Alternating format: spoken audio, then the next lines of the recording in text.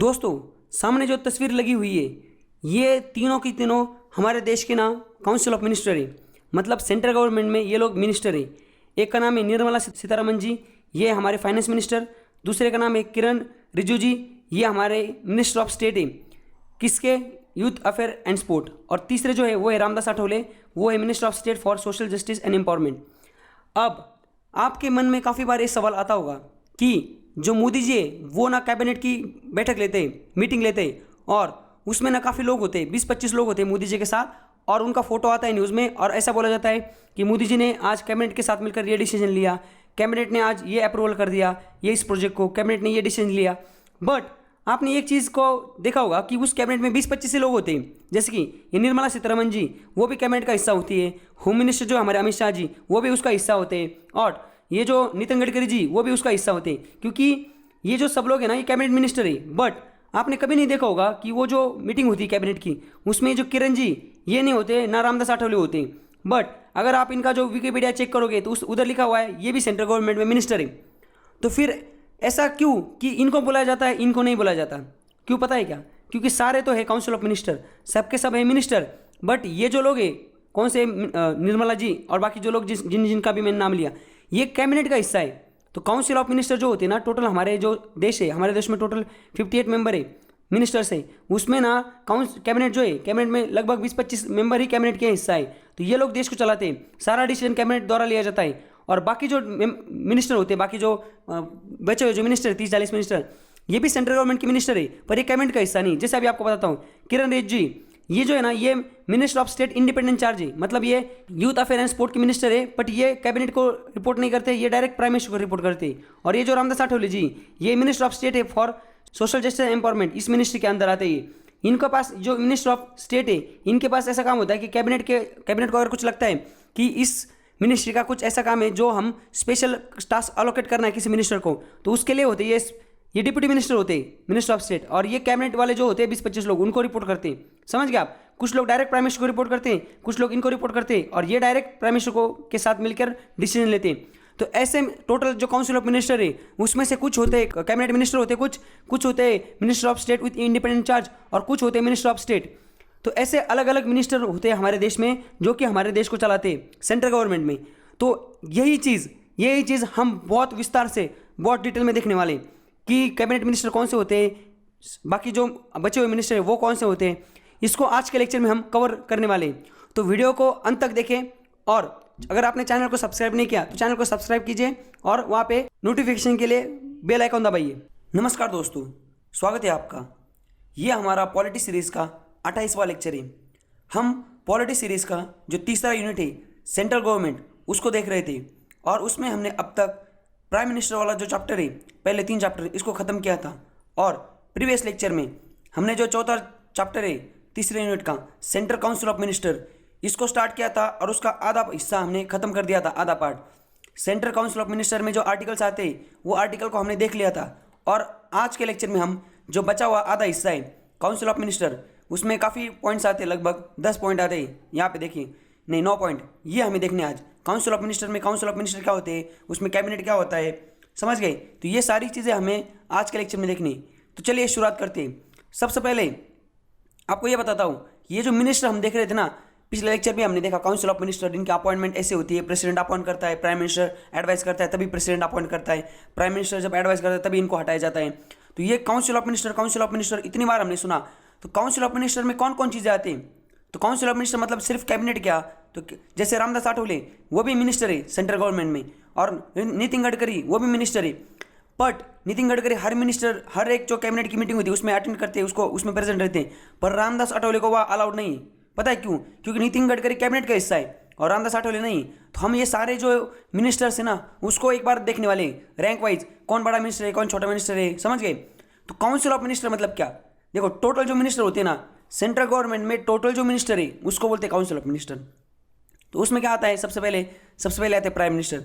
Prime minister क्यों? क्योंकि prime minister minister तो है ना वो, तो प्राइम मिनिस्टर। उसके बाद कैबिनेट मिनिस्टर कौन से हैं? जो मैंने बताया था आपको कि इन जो सारे मिनिस्टर हैं उसमें थोड़े ऐसे मिनिस्टर होते हैं 5-10-12 कि जो सारे डिसीजन लेते हैं। मोदी जी मतलब जो प्राइम मिनिस्टर होते हैं वो, और उनके कैबिनेट, ये देश को चलाते हैं, तो कैबिनेट मिनिस्टर होते हैं वो। उसके बाद minister of state with independent charge, मतलब कुछ ऐसे मिनिस्टर होते हैं उनको इंडिपेंडेंट, ये हमें देखना है अभी नेक्स्ट स्लाइड में अलग से, इसको एकदम डिटेल में बताता हूँ। ये एक मिनिस्टर होते हैं। और मिनिस्टर ऑफ स्टेट, मतलब काउंसिल ऑफ मिनिस्टर में 4 टाइप के मिनिस्टर होते हैं। एक होते हैं प्राइम मिनिस्टर, दूसरे होते हैं कैबिनेट मिनिस्टर, तीसरे होते हैं minister of state with independent charge, और चौथे होते हैं मिनिस्टर ऑफ स्टेट। समझ गए? तो रामदास आठवले ना वो मिनिस्टर ऑफ स्टेट ही। अब देखते हो क्या क्या है, कैसे कैसे। यहाँ पे देखिए, the word council of minister and cabinet are often used in interchangeably through there is a defined distinction between them. देखो ये क्या बोल रहे हैं, ये बोल रहे हैं कि कैबिनेट और काउंसिल ऑफ मिनिस्टर ये वर्ड ना काफ़ी यूज़ किया जाता है, बट उसमें ना थोड़ा डिफरेंस है, उसके डिफिनेशन में डिफरेंस है। जैसे अभी हम भी कल यूज़ कर रहे थे, तो हम मेरे भी आपको पता था कैबिनेट, तो कैबिनेट मतलब क्या, काउंसिल ऑफ मिनिस्टर्स में से ही कुछ मिनिस्टर होते हैं वो कैबिनेट में होते हैं। फिर भी आपके जहन में कुछ डाउट होगा, आपको क्लियर नहीं होगा अब तक, तो वो जो डिफरेंस है वो डेफिनेशन, फंक्शन और रोल इस हिसाब से। तो अब हम देखते हैं कि cabinet minister, minister of state with independent charge और मिनिस्टर ऑफ स्टेट, ये चीज़ें होती क्या है। काउंसिल ऑफ मिनिस्टर में क्या क्या आता है, प्राइम मिनिस्टर भी आता है। तो देखो यहाँ पे देखिए, प्राइम मिनिस्टर इसमें भी इसी में आता है, कैबिनेट मिनिस्टर में। यहाँ पे देखिए आप, कैबिनेट मिनिस्टर मतलब कौन से, टोटल फॉर एग्जाम्पल अगर हमारे देश में टोटल 60 मिनिस्टर है, तो सबके सब कौन है, सेंट्रल गवर्नमेंट में अगर 60 मिनिस्टर है तो सबके सब कौन है, सबके सब है काउंसिल ऑफ मिनिस्टर। अब उसमें जो कैबिनेट मिनिस्टर है वो कौन से है, prime minister plus member of cabinet, जो कैबिनेट है उसके जो मेंबर है वो, उसमें आर्टिकल 75 में लिखा है लीड मतलब जो अलग अलग मिनिस्टर होते हैं ना वो मिनिस्टर को चलाते हैं। ऐसे टोटल कितने हैं, मैंने बोला था 10-12, एक्चुअली वो 25 है। देखो यहाँ पे 2020 में हमारे जो कैबिनेट मिनिस्टर है टोटल वो 25 है। तो 25 कैबिनेट मिनिस्टर मतलब ये टोटल 60 है ना, एग्जाम्पल मान रहे हैं हम, ये टोटल 60 में ये जो 25, तो ये तो कन्फर्म है, ये तो मैंने एग्जाम्पल माना है 60 नंबर पर, ये तो कन्फर्म है। अभी 2020 में हमारे देश में जो कैबिनेट मिनिस्टर है मोदी पकड़ के वो टोटल 25 है। तो कैबिनेट मिनिस्टर हर एक डिसीजन, जैसे रोड मिनिस्ट्री, तो एक जगह नया हाईवे बनाना है तो कैबिनेट होती है, इनकी मीटिंग होती है, फिर ये 25 लोग आते हैं, ये डिसाइड करते हैं, और वो जो फाइल है उसको अप्रूवल दिया जाता है सब सर्वसम्मति से, और उसके बाद वो काम चालू होता है। हर एक मिनिस्ट्री का, कोई भी मिनिस्ट्री का काम है तो वो सबसे पहले कैबिनेट के सामने लाया जाता है। जैसे कि relation of prime minister with president, ये हमने देखा था, उसमें लिखा गया था कि अगर कोई मिनिस्टर कोई डिसीजन लेता है और प्रेसिडेंट को लगता है कि ये वो कैबिनेट के पास भेजना चाहिए, तो प्रेसिडेंट कैबिनेट के पास भेजता है कि इसको आप एक बार वापस देखो, डिसाइड करो। समझ गए आप? मतलब कैबिनेट मिनिस्टर में क्या, कैबिनेट मिनिस्टर मतलब ये जो टोटल काउंसिल मिनिस्टर है उसमें से कुछ जैसे चुने मिनिस्टर होते हैं जो कि मोदी के साथ मिलके, प्राइम मिनिस्टर के साथ मिलके देश को चलाते हैं, और सारे डिसीजन ये कैबिनेट और ये लेते हैं। और हमने देखा था ना, प्रेसिडेंट को जो एडवाइस करता है काउंसिल ऑफ मिनिस्टर, ये कैबिनेट ही होती है, ये कैबिनेट के लोग ही प्रेसिडेंट को, कैबिनेट जो होती है टोटल, ये एक रिजोल्यूशन पास करते हैं, और प्रेसिडेंट जैसे अभी इमरजेंसी लगानी तो कैबिनेट साइन करके भेज देगा। हमने देखा था ना कि कैबिनेट की रिटर्न परमिशन के, अगर कैबिनेट ने रिटर्न लिख के दिया हो तभी जो हमारे प्रेसिडेंट है वो हमारे देश में नेशनल इमरजेंसी लगा सकते हैं, ये अभी हमने देखा था।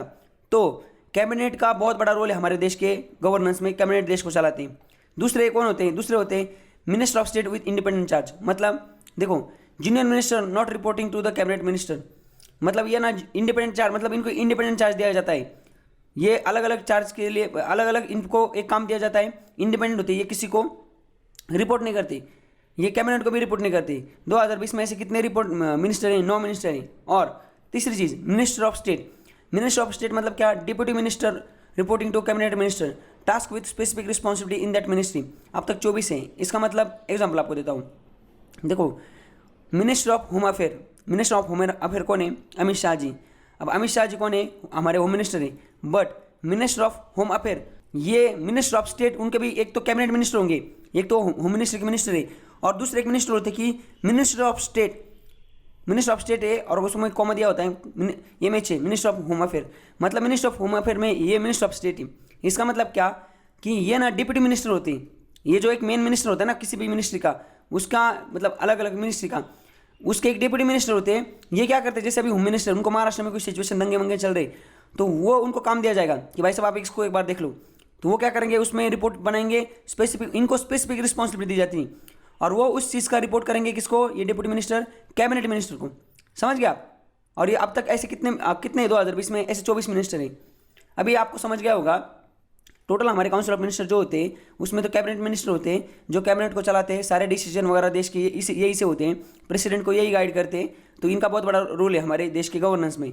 दूसरे होते हैं minister of state independent charge, मतलब इनका कैबिनेट से या इनसे कोई लेना देना नहीं होता, इनको काम दिया जाता है, ये इंडिपेंडेंट चार्ज होता है इनके पास और ये इनको रिपोर्ट नहीं करती। और तीसरे होते हैं मिनिस्टर ऑफ स्टेट, जिनका काम होता है ये मेन जो मिनिस्ट्री होती है ये इनको अटैच होते हैं और ये इनको डिप्टी मिनिस्टर भी बोला जाता है, इसलिए ये कैबिनेट को रिपोर्ट करते हैं। ये 24 है, ये 9 है और ये 25 है 2020 में।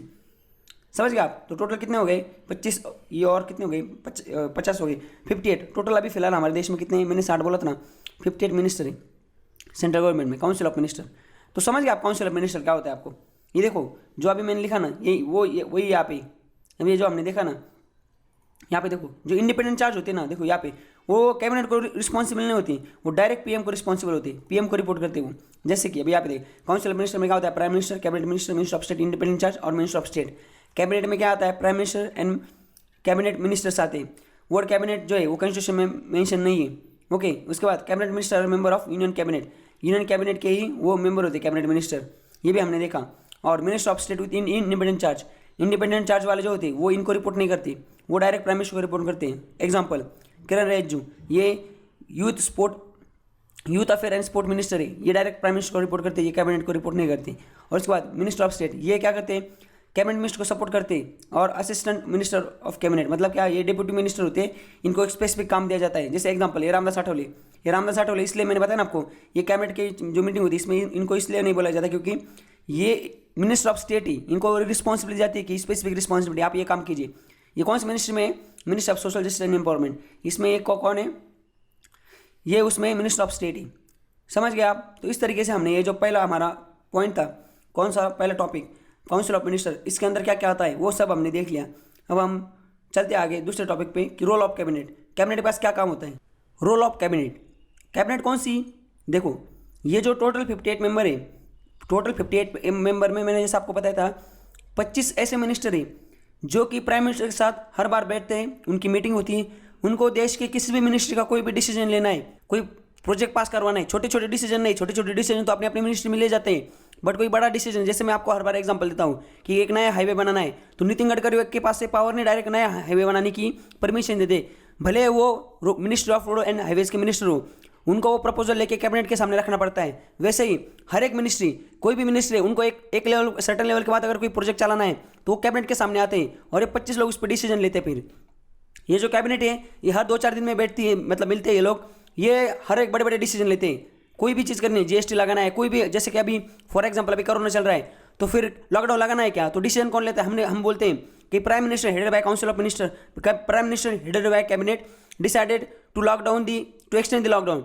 तो प्राइम मिनिस्टर और कैबिनेट मिला के इन्होंने ऐसा डिसीजन लिया कि लॉकडाउन का एक्सटेंड करें, prime minister with headed by cabinet, ऐसा मतलब हर बार आता है कि कैबिनेट ने ये डिसीजन लिया, कैबिनेट ने वो डिसीजन लिया है, मतलब ये 25 लोग जो है यही देश को चलाते हैं इन रियलिटी। अब ये मुझे बताओ, ये जो मिनिस्टर ऑफ स्टेट है अभी रामदास आठवले, ये मिनिस्टर ऑफ स्टेट है, इसकी कोई औकात है? ये कोई जाके बोल सकता, इसका कोई सुनेगा इधर कैबिनेट में? कोई नहीं सुनेगा। तो कैबिनेट में जो 25 लोग हैं इनडायरेक्टली, अगर ऐसा भी हम बोल सकते हैं कि यही देश को चलाते हैं, इसलिए क्योंकि सारे डिसीजन यही लेते हैं, इसलिए रोल ऑफ कैबिनेट में हम बोल सकते हैं कि कैबिनेट जो है वो क्या है? Highest decision making authority in our political administrative system. ये हाईएस्ट डिसीजन मेकिंग अथॉरिटी है क्योंकि सारे डिसीजन यही लिए जाते हैं। It is a chief policy formulating body, ये सारी पॉलिसी जो हमारी वो यही ऑफ सेंट्रल गवर्नमेंट यही डिसाइड करती है। सेंट्रल गवर्नमेंट में सारी जो पॉलिसी वगैरह है, क्या करना है, प्लानिंग वगैरह सब यही करते हैं। सुप्रीम एग्जीक्यूटिव अथॉरिटी, तो सेंट्रल गवर्नमेंट में जो कैबिनेट है वो सुप्रीम एग्जीक्यूटिव अथॉरिटी। उसके बाद it is a chief coordinator end of central administration. ये चीफ कोऑर्डिनेटर क्यों है? क्योंकि सारी जो मिनिस्ट्री वो यहाँ पे अटैच है कैबिनेट को, और कैबिनेट जैसा बोलता है उनको वैसे ही काम करना पड़ता है। It is an advisory body to president and it's advised binding on him. जैसे हमने देखा था आर्टिकल 75 में क्या लिखा था, आर्टिकल 75 में ये लिखा था कि जो प्रेसिडेंट है, प्रेसिडेंट काम करेंगे with aid and advice of council of minister. तो ये जो मोदी जी होते हैं पीएम प्लस इनकी जो कैबिनेट होती है, उनको कोई भी डिसीजन लेना है तो डिसीजन तो अनाउंस तो प्राइम मिनिस्टर प्रेसिडेंट करते हैं, बट प्रेसिडेंट के पास जो कागज़ है जिस पे लिखा होता है कि आपको ये काम करना है, ये कौन करवा के देता है? ये कैबिनेट करवा के देती है। मतलब कैबिनेट एड एंड एडवाइस करती है प्रेसिडेंट को, और कैबिनेट जो बोलती है उस लिहाज से, उस हिसाब से हमारे देश के प्रेसिडेंट जो है वो डिसीजन लेते हैं। इसलिए यहाँ पे ऐसा लिखा गया है कि जो कैबिनेट है वो एडवाइजरी बॉडी है to president and its advice, इसकी जो एडवाइस है वो बाइंडिंग है, इनकी एडवाइस को प्रेसिडेंट नकार नहीं सकते। और इन्होंने जो एडवाइस दी है उस पर अगर प्रेसिडेंट ने कुछ डिसीजन लिया वो गलत भी हो जाता है, उसकी जुडिशियल रिव्यू नहीं होगा, वो जुडिशरी में उसको देखा नहीं जाएगा। समझ गया? उसके खिलाफ कोई जो इसमें पब्लिक लिटिगेशन नहीं डाल सकता सुप्रीम कोर्ट में अंडर आर्टिकल 32, मतलब वो उसका जुडिशियल रिव्यू होने भी नहीं होगा और वो जैसे कुछ भी डिसीजन हो तो उसका कुछ नहीं होगा। It is chief crisis manager. Cabinet कौन है? चीफ एंड दस डील विद इमरजेंसी सिचुएशन। देखो इसको बोला जाता है चीफ क्राइसिस मैनेजर। अब देखो जैसे कोरोना आया हमारे देश में, अब कोरोना आया है तो कोरोना को कितना पैसा बांटा जाएगा लोगों को, लॉकडाउन कैसे लगाना है, खाना कैसे पहुंचाना है, हेल्थ फैसिलिटी कैसे करनी, ये सारे जो डिसीजन है ना वो कैबिनेट ली थी, प्राइम मिनिस्टर और कैबिनेट। इसलिए कैबिनेट को बोला जाता है चीफ क्राइसिस मैनेजर भी बोला जाता है इसको। उसके बाद it deal with the major legislative and financial matter. कोई भी बिल लाना है, कोई भी बिल अगर लाना है ना पार्लियामेंट में, सबसे पहले वो कैबिनेट के सामने रखा जाता है गवर्नमेंट की, और कैबिनेट फिर डिसाइड करती है कि इसको लाना है या नहीं लाना है। समझ गए? जैसे सिटीजनशिप अमेंडमेंट एक्ट, तो पहले कैबिनेट की अप्रूवल होती है, कैबिनेट बोलती है हाँ चलो इसको। अब देखो ना जिस पार्टी की गवर्नमेंट है उनको अगर कोई बिल लाना है तो ऐसे थोड़ी किसी उनका मिनिस्टर है उसके मन में आ गया और उसने बिल लाया, सबसे पहले कैबिनेट के सामने रखता होगा वो, फिर कैबिनेट उनको अप्रूवल देती होगी कि हाँ चलो। और कोई पैसे वाला मैटर है, कल अगर बजट लाना है तो बजट का बिल लाना है तो उससे पहले भी कैबिनेट का डिसीजन होता होगा ना कि हेल्थ मिनिस्टर को कितना पैसे देना है, एग्रीकल्चर मिनिस्टर को कितना पैसे देना है। इसलिए कैबिनेट ऐसा बोला जाता है, कैबिनेट जो है ना वो मेजर लेजिस्लेटिव जो कानून बनाने वाली मतलब मेजर कानून है, और फाइनेंशियल बड़े बड़े लेवल की जो पैसे वाला जो मैटर है वो सारा कैबिनेट उससे डील करती है। उसके बाद cabinet it exercise control over the higher appointment like constitutional authority and senior secretariat administrators. जैसे देखो बड़े बड़े जो पद होते हैं ना उस पर लोगों को अपॉइंट किया जाता है, तो हम बोलते हैं कि प्रेसिडेंट तो अपॉइंट करते हैं जैसे हमने देखा था, पर प्रेसिडेंट को एडवाइस कौन करता है? Prime minister. तो प्राइम मिनिस्टर अकेला एडवाइस करेगा? प्राइम मिनिस्टर को इतना मतलब सब कुछ काम नहीं और यही काम कर बस बाकी, तो प्राइम मिनिस्टर अकेले नहीं करते। प्राइम मिनिस्टर क्या करते हैं, कैबिनेट जो होती है इनकी मीटिंग में डिसाइड किया जाता है। जैसे कि अब लॉ से रिलेटेड कोई बड़ा ऑफिशियल उसको अपॉइंट करना है लॉ से रिलेटेड, तो जो लॉ मिनिस्ट्री होती है ना उसका आदमी बोलता है कि भाई साहब, प्राइम मिनिस्टर को बोलेगा कि मोदी जी हमने ये आदमी देखा है, ये सही काम कर सकता है। दूसरा कोई एग्रीकल्चर ऑफिसर अपॉइंट करना बड़े लेवल का, तो उसको भी कैबिनेट बोलती है सेक्रेटरी, जैसे कि एग्रीकल्चर मिनिस्टर उसका सेक्रेटरी को अपॉइंट करना है तो वो चीज़ कैबिनेट में आती है। फिर कैबिनेट ऐसे मिनिस्टर अपने हिसाब से अपने बंदे को नहीं डालेगा वहाँ पे, तो कैबिनेट डिसीजन लेती है और कैबिनेट फिर डिसाइड करती है। समझ गया आप? उसके बाद it deals with all foreign policy and foreign affair. तो फॉरेन पॉलिसी और फॉरेन अफेयर जो होते हैं सारे के सारे ये सारे सबसे पहले इसका जो प्रस्ताव है ये कैबिनेट के सामने लाया जाता है, कैबिनेट इस पर डिसीजन करती मतलब डिस्कस करती है और फिर डिसीजन देती है। तो फॉरेन के सारे जो अफेयर्स हैं वो भी कैबिनेट डिसाइड करती है। तो इस तरीके से हमने देखा, अभी आपको पता चला होगा ये जो कैबिनेट मिनिस्टर्स हैं, ये जो कैबिनेट है ये कितनी खतरनाक है, कितने काम की है, मतलब इसके बिना देश नहीं चल सकता। तो यही जो लोग 25 लोग ये देश को चलाते हैं इनडायरेक्टली, ऐसा आप समझ गए होंगे। तो इस तरीके से हमने रोल ऑफ कैबिनेट देख लिया। अब आगे चलते हैं, आगे देखते हैं किचन कैबिनेट क्या होता है और इनर कैबिनेट क्या होता है। हमने कैबिनेट तो देख लिया, कैबिनेट मतलब क्या कि जो काउंसिल ऑफ मिनिस्टर है उसमें से कुछ लोग को चुना जाता है और कैबिनेट बनाया जाता है। तो आपको एक चीज़ तो पता चल गई होगी, कैबिनेट मिनिस्टर बनने के लिए आपको क्या होना चाहिए? सबसे पहले आपको चुन के आना पड़ेगा, आपको मेंबर ऑफ पार्लियामेंट होना चाहिए। एक तो चुन के आना पड़ेगा लोकसभा से या राज्यसभा से, आपको इनडायरेक्टली चुन के आना पड़ेगा। बिना मेंबर ऑफ पार्लियामेंट आप कैबिनेट नहीं बन सकते, कैबिनेट मिनिस्टर नहीं बन सकते। बट यहाँ पे देखो झोले कौन से वाले में, किचन कैबिनेट में। किचन कैबिनेट मतलब क्या होती है? किचन कैबिनेट मतलब ऐसी कैबिनेट जैसे अभी प्रेसिडेंट है, सॉरी प्राइम मिनिस्टर है, प्राइम मिनिस्टर को कोई बहुत ही ज़्यादा पर्सनल प्रॉब्लम शेयर करना है, पर्सनल मतलब पर्सनल नहीं, कुछ ऐसा कॉन्फिडेंशियल प्रॉब्लम है देश का, उसको शेयर करना है, उसको डिस्कस करना है और किसी से सलाह लेनी। तो फिर अगर ऐसे कोई मैटर्स है जिस पर प्राइम मिनिस्टर को सलाह लेनी किसी और से, तो प्राइम मिनिस्टर क्या करते हैं, वो ना एक किचन कैबिनेट फॉर्म करते हैं। किचन उसको इनर कैबिनेट भी बोला जाता है। उसमें क्या करते हैं, वो अपने इन्फ्लुएंशियल जो कलीग्स हैं, इन्फ्लुएंशियल कलीग्स मतलब जो बहुत ही भरोसे वाले, इनके जो कलीग है, जो मिनिस्टर जो लोग हैं, 2-4 वो लोग होते हैं और जिन पे इनको बहुत ज़्यादा भरोसा है और वो एवरीडे मतलब हर दिन के आपके अपने प्रॉब्लम उनके साथ शेयर कर सकते हैं। और ये एक लोग हो गए, और कुछ आउटसाइडर जैसे उनके कुछ फ्रेंड है, फैमिली मेम्बर्स है, ऐसे लोग मिला के ना प्राइम मिनिस्टर एक किचन कैबिनेट बनाते हैं, उसको इनर कैबिनेट भी बोलते हैं। और ये किस लिए बनाया जाता है? ये इनफॉर्मल बॉडी, मतलब ये कॉन्स्टिट्यूशनल बॉडी नहीं, ये फॉर्मल बॉडी नहीं, ये प्राइम मिनिस्टर की बॉडी होती है।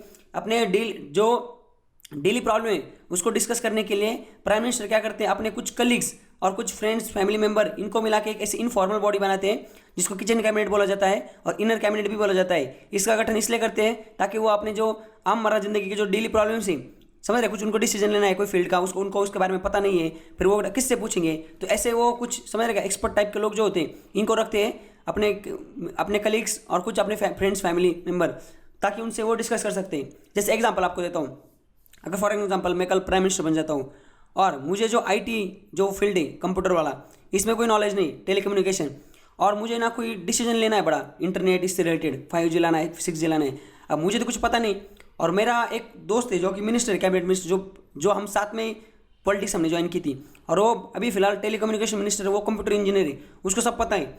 तो मैं क्या करूँगा, अपनी जो किचन कैबिनेट है ना उसमें उसको डाल दूंगा, और कंप्यूटर से रिलेटेड सारे जो डिसीजन है उसको पूछूंगा मैं, भाई साहब ये कैसा है, वो कैसा है, तो मुझे पूरा समझा देगा वो। अब प्राइम मिनिस्टर अगर पब्लिक को पूछेगा या किसी और को पूछेगा तो बेइज्जती भी हो जाएगी ना, प्राइम मिनिस्टर को कुछ पता नहीं।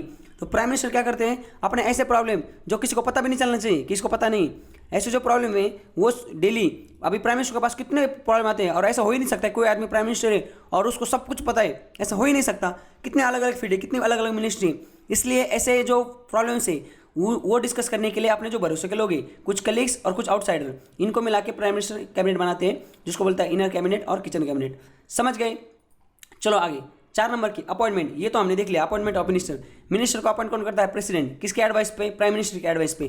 प्राइम मिनिस्टर एडवाइस करते हैं कि इस आदमी को मिनिस्टर बनाओ, उस आदमी को प्रेसिडेंट मिनिस्टर बना देते हैं। जब प्राइम मिनिस्टर बोलेंगे कि इसको हटा दो मिनिस्ट्री से, तो फिर उसको भी मिनिस्टर हटाया दिया जाता है। बस याद रखो, रिकमेंडेशन प्राइम मिनिस्टर का होता है।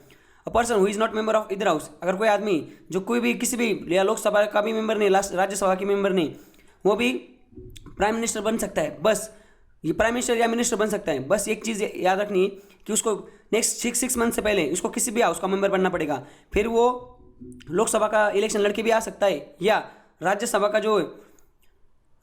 जो इनडायरेक्ट इलेक्शन होता है वहाँ से भी वो आ सकता है। और एक चीज़ याद रखो, कोई आदमी अगर मिनिस्टर बन जाता है ना, कोई भी आदमी अगर मिनिस्टर बन जाता है, तो फिर वो दोनों भी हाउस, जैसे कोई आदमी राज्यसभा का है और वो मिनिस्टर है, तो लोकसभा में आके भी वो बैठ सकता है। मतलब दोनों भी हाउस में उसको बैठना अलाउड है। बट वो जो बिल होगा उसमें जो वोटिंग होगी ना, तो वो वोट उसी हाउस में कर सकता है जिस हाउस का वो मेंबर है। जैसे कोई लोकसभा का मेंबर है, और जैसे अभी नितिन गडकरी जी वो लोकसभा के मेंबर है, तो वो तो राज्यसभा में भी जाके बैठ सकते हैं, उसकी प्रोसीडिंग सुन सकते हैं। पर जब वोट देना पड़ेगा ना बिल पे, तो वो सिर्फ लोकसभा में वोट दे सकते हैं। समझ गया आप? तो इस तरीके से हमने ये जो 4 नंबर का पॉइंट है, अपॉइंटमेंट ऑफ मिनिस्टर, ये भी देख लिया। अब आगे चलते हैं। आगे क्या है? Oath and salary of minister. Oath and salary जो है, ओथ मतलब शपथ, जो मिनिस्टर है उनको शपथ कौन दिलाते हैं? वो दिलाते हैं president of India. Prime minister को भी शपथ दिलाते हैं प्रेसिडेंट ऑफ इंडिया। और जो सैलरी मिनिस्टर की, वो प्राइम मिनिस्टर की भी और मिनिस्टर की भी, वो डिटरमाइन की जाती है किसके द्वारा? पार्लियामेंट ऑफ इंडिया के द्वारा। समझ गया आप? अभी आप देखिए, यहाँ पे एक झोल लिखा हुआ है, इसमें से लिखा गया कि ये जो देवीलाल थे, ये डिप्टी प्राइम मिनिस्टर थे 1990 में। 1990 में एक पद हुआ करता था डिप्टी प्राइम मिनिस्टर का, जो अभी वैलिड नहीं है। अभी है कोई डिप्टी प्राइम मिनिस्टर है हमारे देश में? नहीं है। तो पहले होता था। बाद में क्या हुआ, इसको ना कोर्ट में किसी ने चैलेंज किया, और कोर्ट को उन्होंने बोला कि ये जो पद है वो अनकॉन्स्टिट्यूशनल है। समझ गए? तो फिर सुप्रीम कोर्ट ने क्या बोला? सुप्रीम कोर्ट ने बोला कि ये जो पद है डिप्टी प्राइम मिनिस्टर का, ये डिस्क्रिप्टिव पद है सिर्फ। समझ रहे? तो ये पद को कोई भी पावर कॉन्स्टिट्यूशन से नहीं मिलती। समझ रहे? और प्राइम मिनिस्टर भी इस पद को कोई पावर नहीं दे सकता। मतलब सुप्रीम कोर्ट ने बोला कि जो डिप्टी प्राइम मिनिस्टर का जो पद है, ये कॉन्स्टिट्यूशन में लिखा गया या नहीं है, ये पॉलिटिकल जो पार्टी होती है अलग अलग, इन्होंने खुद बनाया था किसी आदमी को डिप्टी प्राइम मिनिस्टर पद देने के लिए। बट ये जो पद है, इसको कोई पावर आगे से नहीं होगी, मतलब इससे पहले तो थी उनको, आगे से इस पद को कोई पावर नहीं होगी, ये पद अनकॉन्स्टिट्यूशनल है। तो जो पद, जिस पद के बारे में इस कॉन्स्टिट्यूशन में लिखा हुआ है, उसी पद की शपथ होगी। Constitution does not vitiate the oath taken by him. तो कॉन्स्टिट्यूशन जो है वो इस शपथ को मानता नहीं। समझ गए आप? तो उसके बाद ये जो डिप्टी प्राइम मिनिस्टर है, ये पद चला गया था, ये इसको खत्म कर दिया फिर गवर्नमेंट ने। ये कुछ काम का नहीं। बस आप याद रखो, क्वेश्चन इस पे नहीं आएगा, क्वेश्चन बस इस पे आएगा कि जो प्राइम मिनिस्टर है और मिनिस्टर है, उनको शपथ कौन दिलाता है? President of India. और उनकी सैलरी ऑफ मिनिस्टर कौन डिसाइड करता है? Parliament of India. आगे का जो 6 नंबर का पॉइंट है, वो है nature of advice by minister. जो मिनिस्टर है उसके एडवाइस का नेचर कैसा होगा? 42nd and 44 constitutional amendment act ये बोलते हैं कि जो कैबिनेट जो एडवाइस करेगी प्रेसिडेंट को, वो एडवाइस कैसे होंगी? वो प्रेसिडेंट को बाइंडिंग होंगी। मतलब कैबिनेट जो भी डिसीजन लेगी और प्रेसिडेंट के सामने रखेगी, तो प्रेसिडेंट को उस पर साइन करना है। समझ गए आप? और बाद में अगर वो जो डिसीजन प्रेसिडेंट लेंगे, वो डिसीजन सही हो गलत हो कुछ भी हो, उसको कोर्ट में इंक्वायरी, उसकी इंक्वायरी नहीं होगी, उसको चैलेंज नहीं किया सकता कोर्ट पे। ये जो प्रावधान था, ये इसलिए डाला था कि कॉन्फिडेंशियल रिलेशनशिप बना रहे किसमें? प्रेसिडेंट में और ये जो मिनिस्टर है, काउंसिल ऑफ मिनिस्टर, इनमें। और बाद में जो 1971 में सुप्रीम कोर्ट ने कहा था कि even after the dissolution of Lok Sabha का जो कार्यकाल है वो खत्म होने के बावजूद, लोकसभा की जो एक टर्म है वो खारिज होने के बावजूद, काउंसिल ऑफ मिनिस्टर जो है उनका जो पद है वो चला नहीं जाता। इसका मतलब कि एक बार कोई, जैसे अभी कोई मिनिस्टर है और लोकसभा का इलेक्शन हुआ है, और इलेक्शन अभी जैसे अभी 2 महीने बाद इलेक्शन है, इलेक्शन हो गया, नई सरकार आई, जब तक नए मिनिस्टर शपथ नहीं लेते ना, तब तक पुराने मिनिस्टर ही कंटिन्यू करेंगे। तो ये सुप्रीम कोर्ट ने बोला था 1971 के जजमेंट में। तो जब तक नए काउंसिल ऑफ मिनिस्टर चार्ज नहीं लेते तब तक पुराने जो मिनिस्टर है वही उसको कंटिन्यू करेंगे। और आर्टिकल जो 74 है ये बोलता है कि प्रेसिडेंट क्या है, प्रेसिडेंट काम करेंगे with the aid and advice of council of minister. और अगर प्रेसिडेंट ऐसा नहीं करते, president without aid and advice काम करते तो ये वायलेशन माना जाएगा आर्टिकल 74 का। समझ गया आप? उसके बाद और एक चीज़ लिखी कॉन्स्टिट्यूशन में लिखा था कि 1974 में ऐसा लिखा था, कोर्ट ने ऐसा बोला था कि जो कॉन्स्टिट्यूशन है, कॉन्स्टिट्यूशन में ऐसा लिखा गया है कि प्रेसिडेंट को कोई भी डिसीजन लेने से पहले प्रेसिडेंट का satisfaction of president is important. President का सेटिस्फैक्शन बहुत इंपॉर्टेंट है। अब जैसे कि काउंसिल ऑफ मिनिस्टर उन्होंने बोल दिया प्रेसिडेंट को कि भाई साहब आप एक काम करो, ये डिसीजन लो। और कॉन्स्टिट्यूशन क्या बोला है, सुप्रीम कोर्ट ने क्या हाईलाइट किया, सुप्रीम कोर्ट ने बोला कि प्रेसिडेंट का जो सेटिस्फैक्शन वो भी जरूरी, बट सेटिस्फैक्शन कौन सा, पर्सनल सेटिस्फैक्शन नहीं। देखो यहाँ पे लिखा है satisfaction of president is not the personal satisfaction of president but it is the satisfaction of council of minister with whose aid and advice president exercise his power and functions. समझ गया? मतलब कि कोई भी डिसीजन लेने से पहले president का पर्सनल सेटिस्फैक्शन होना बहुत जरूरी, नहीं सेटिस्फैक्शन होना बहुत जरूरी। बट वो जो सेटिस्फैक्शन है वो पर्सनल सेटिस्फैक्शन नहीं होगा, बल्कि वो सेटिस्फैक्शन होगा किसका, काउंसिल ऑफ मिनिस्टर का। उनका सेटिस्फैक्शन मतलब प्रेसिडेंट का सेटिस्फैक्शन। और यहाँ पे लिख दिया गया है कि जो मिनिस्टर है उनको ऐसी कोई लीगल एडवाइस नहीं दी गई। नहीं, ये चलो 6 टॉपिक खत्म हो गए, 7 टॉपिक है लीगल रिस्पॉन्सिबिलिटी ऑफ मिनिस्टर। अब मिनिस्टर जो है ना उनको कोई लीगल रिस्पॉन्सिबिलिटी ऐसी दी गई नहीं कॉन्स्टिट्यूशन में हमारे। बस ये जो है ना, it is not required that an order of the president for public aid should be counter sign by minister. ये जो ऑर्डर है प्रेसिडेंट ने ली हुई उसको काउंटर साइन करने की जरूरत नहीं है। Moreover the court are banned from inquiring the nature of advice. मतलब देखो यहाँ पे यही बोला जाता है कि कॉन्स्टिट्यूशन जो है ना, कॉन्स्टिट्यूशन में ना डायरेक्ट रिस्पॉन्सिबिलिटी दी गई नहीं मिनिस्टर को। तो काम कौन किसके नाम से होता है, सारा प्रेसिडेंट के नाम से होता है। और वो काम कौन करवाता है, मिनिस्टर करवाता है। और ये तो लिखा गया है कि कोर्ट जो है ना वो इंक्वायरी नहीं कर सकता, वो जो एडवाइस दी मिनिस्टर ने, वो मिनिस्टर की जो एडवाइस है जिसपे हिसाब से प्रेसिडेंट ने डिसीजन लिया है उसको किसी भी कोर्ट में चैलेंज नहीं किया जा सकता। समझ गया आप? तो इस तरह से 7 पॉइंट देखा। 8 नंबर का पॉइंट देखते हैं, रिस्पॉन्सिबिलिटी। मिनिस्टर की रिस्पॉन्सिबिलिटी क्या है? देखो आर्टिकल 75 में हमने देखा था कि जो काउंसिल ऑफ मिनिस्टर है वो कलेक्टिवली रिस्पॉन्सिबल है। किसको? लोकसभा को, पार्लियामेंट को नहीं। इस पर याद रखिए आप, वो लोकसभा को रिस्पॉन्सिबल है, क्योंकि जो लोग चुन के जाते हैं पार्लियामेंट में, लोकसभा के हाउस में डायरेक्ट इलेक्शन होता है पब्लिक द्वारा, और राज्यसभा में इनडायरेक्ट होता है। तो वो लोग मिनिस्टर जो होते हैं वो लोकसभा को इसलिए रिस्पॉन्सिबल होते हैं कि लोकसभा जो है वो लोगों द्वारा चुना गया चेंबर है।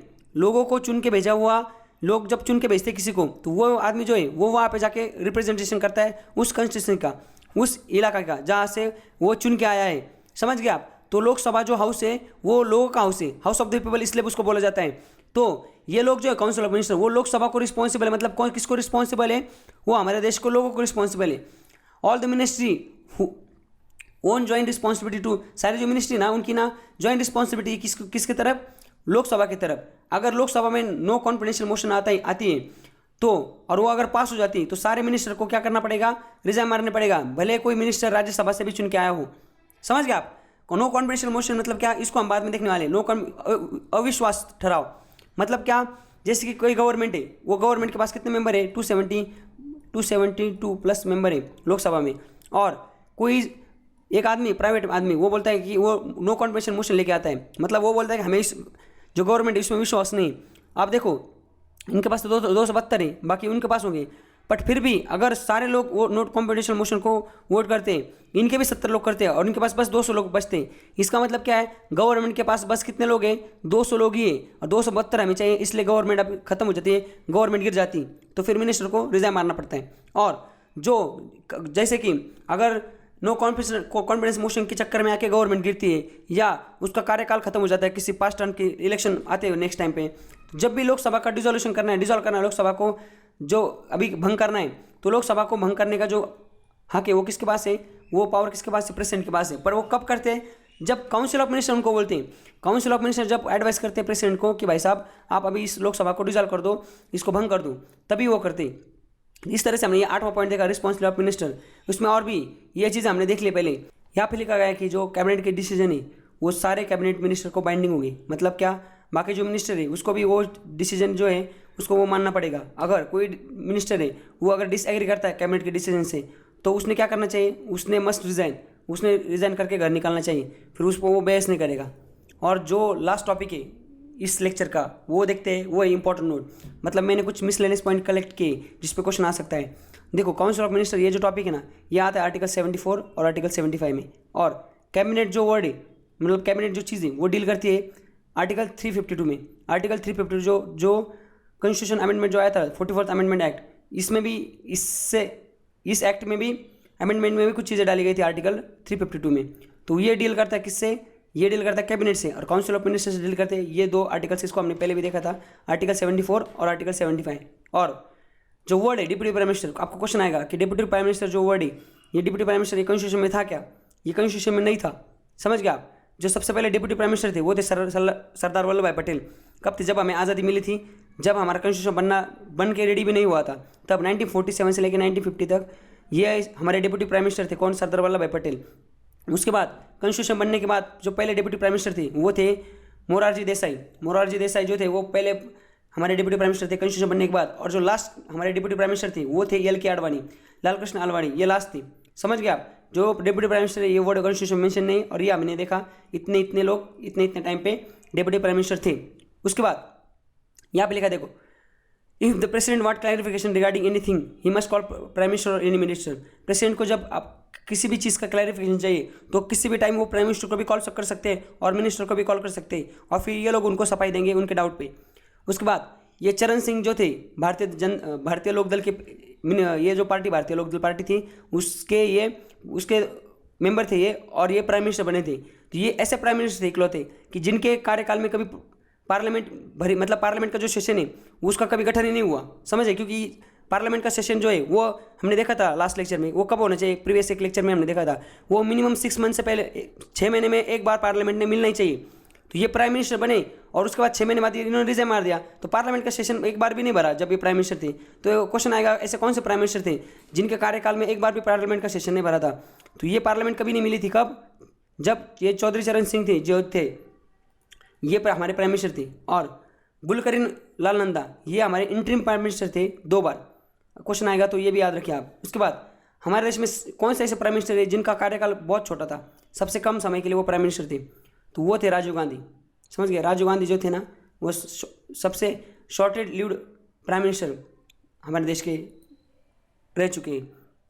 तो इस तरीके से हमने हमारे जो 9 टॉपिक्स थे ना, कौन से council of minister, role of cabinet में kitchen minister, cabinet minister, appointment of minister, oath and salary, nature advice by minister, no legal responsibility, responsibility of minister and important note, ये सारे के सारे पॉइंट है ना, इसको हमने एकदम डिटेल में विथ एग्जांपल देखा। तो इस तरीके से हमने हमारा जो ये सेंट्रल काउंसिल ऑफ मिनिस्टर का जो चैप्टर था उसमें आर्टिकल हमने पिछले लेक्चर में देखे थे, और इस लेक्चर में काउंसिल ऑफ मिनिस्टर के बारे में हमने सब जान लिया। तो इस तरह से हमने ये जो हमारा तीसरा यूनिट था पॉलिटी का, इसका नाम है सेंट्रल गवर्नमेंट, उसका जो चौथा चैप्टर था काउंसिल ऑफ मिनिस्टर, इसको खत्म कर दिया। तो आज के लेक्चर में बस इतना ही। Thank you so much, enjoy. ऐसे और वीडियो के लिए चैनल को सब्सक्राइब कीजिए और साइड में दी हुई बेल को प्रेस कीजिए।